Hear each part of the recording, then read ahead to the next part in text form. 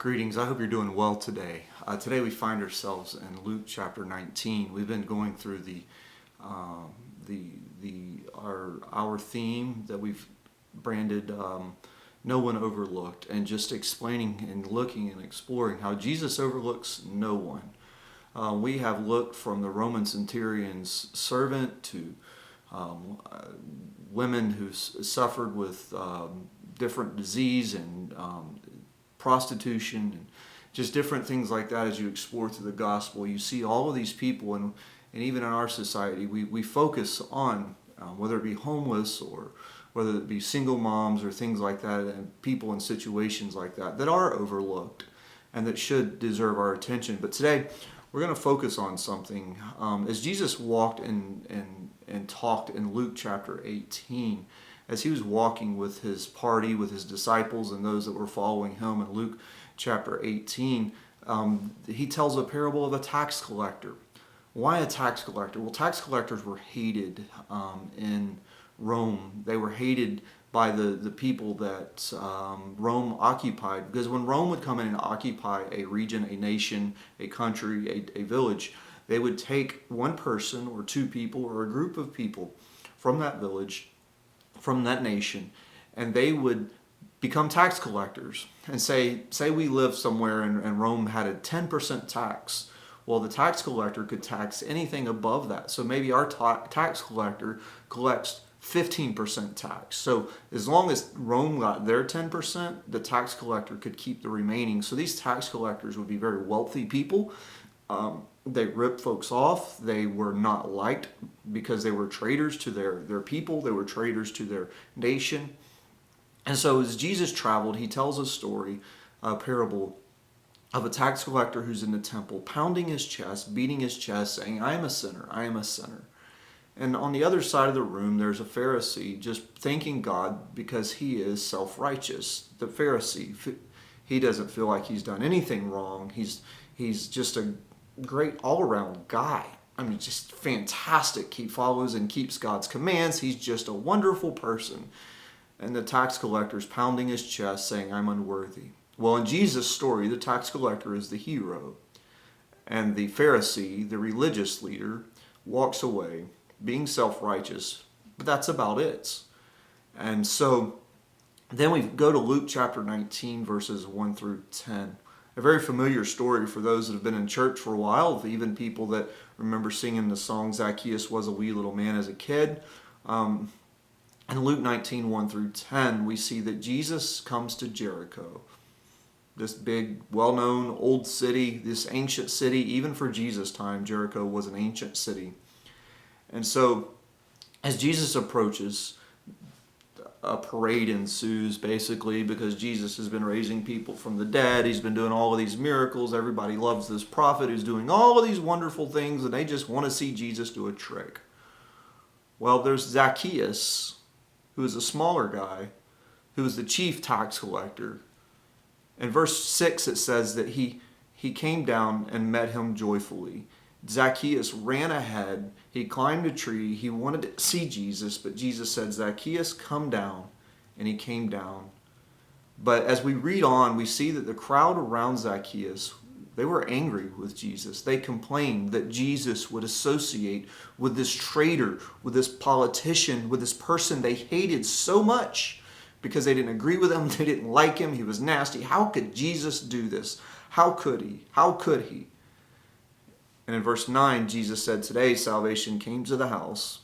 In verse 10, it says, "The Son of Man came to seek and to save the lost." Jesus came to this tax collector who everybody hated. Nobody, well, I don't say nobody liked him, but a group of people hated him. Tax collectors, government officials, betraying their people, a renegade. In the eyes of Jewish people was Zacchaeus. He was the politician you don't like. He was the politician you complain about. And this is the reason why Jesus came. He came for a precious lost sinner that people hated. He came for a tax collector that religious people hated. Let me ask you a question. Who do you hate? What public figure, politician, family member, coworker, neighbor, what scoundrel that you snarl at? You said, I can't believe, and just say, oh, that guy, blah, blah, blah, blah, blah. And just the venom and the veracity of your language that comes out of your mouth when that name is uttered, the scour on your face that just, oh, I can't stand that guy. Not, I don't like the way he behaves. I wish he would do this or that. Oh, I can't stand him. How could viewing this person as Jesus viewed Zacchaeus change them in your perspective? In Matthew 5, Jesus says that we should pray and love our enemies. Pray for and love our enemies. In Matthew 5, love and pray for your enemies. In Luke chapter 19, verse 4, we see that Zacchaeus was running. He climbed a sycamore tree to see Jesus because he wanted to encounter Jesus. Why did he have to run ahead? Why did he have to climb a tree? Because the people wouldn't let him see Jesus. What about you? What about the people you hate? Does the way you walk, is the way you talk about them, give the people around you a view of Jesus? When you talk about that person that you hate, that just elicits a snarl, oh, I can't. And your tone and your voice, do they hear Jesus or do they hear hate? Would this particular person that you hate have to run around you, climb a tree to see Jesus in spite of you? Or will they see Jesus because of you? That's the question. And Jesus in Luke chapter 18 told a story of the parable of the Pharisee who was pounding his chest, who was broken. Clearly we see Zacchaeus was broken. But they say, well, I would do that if somebody wanted to. No, would you do that if do you want people to come to Jesus? Or do you want people to come to your point of view and agree with you? Do you want them to come to Jesus? Or do you want them to think like you? And it's interesting that Zacchaeus ran and climbed a tree. In the East, important people, grown men, don't run. They don't run. They don't climb trees. That's for children. You don't do that. Well, in Luke chapter 18, verse 17, before Jesus gets to Zacchaeus, the public figure that people hate, in Luke chapter 18, verse 17, Jesus said, I tell you, whoever does not receive the kingdom of God like a little child will never enter it. Zacchaeus ran like a child. Zacchaeus climbed a tree like a child. When Jesus said, come down, Zacchaeus obeyed Jesus like a child will obey their authority. So the hated person is becoming undignified for Christ. What about you, dignified Christian? What would you do? How far would you run? How tall a tree would you climb to encounter Jesus? When Jesus came to the place and he said to Zacchaeus, he said, hurry, come down, for I'm going to your house. In verse 19 and verse 7 in chapter 19, it says, all who saw, they began to complain because he's gone with a sinful man. Think about that. Think about that. Luke writes down this damning statement of this crowd. They complained because a man they hated encountered Jesus. They did everything they could to keep him from Jesus. He had to run ahead. He had to climb a tree. He had to see Jesus. He had to encounter Jesus. And they wouldn't let him see Jesus because they hated him. What about you? What about me?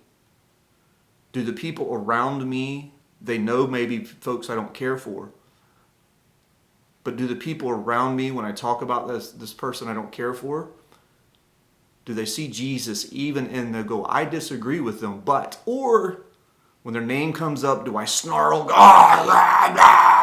and just spew venom and hate? Think about it.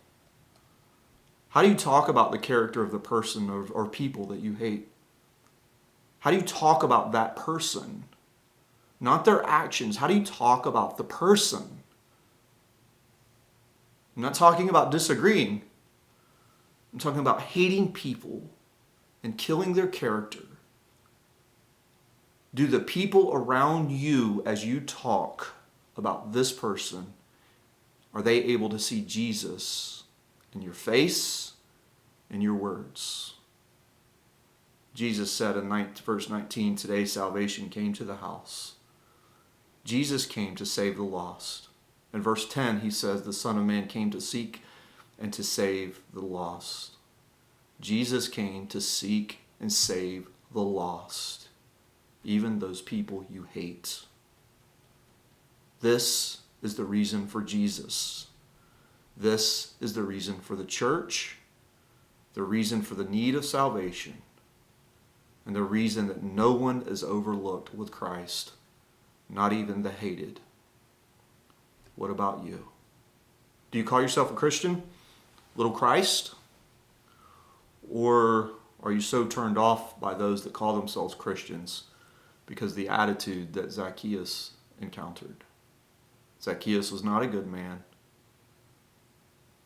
but he received grace.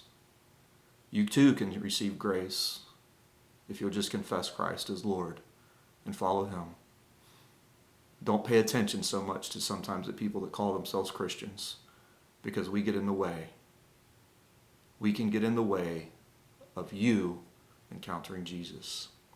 I hope you have a wonderful day, and I hope you'll take a look at Luke 18 and 19. God bless.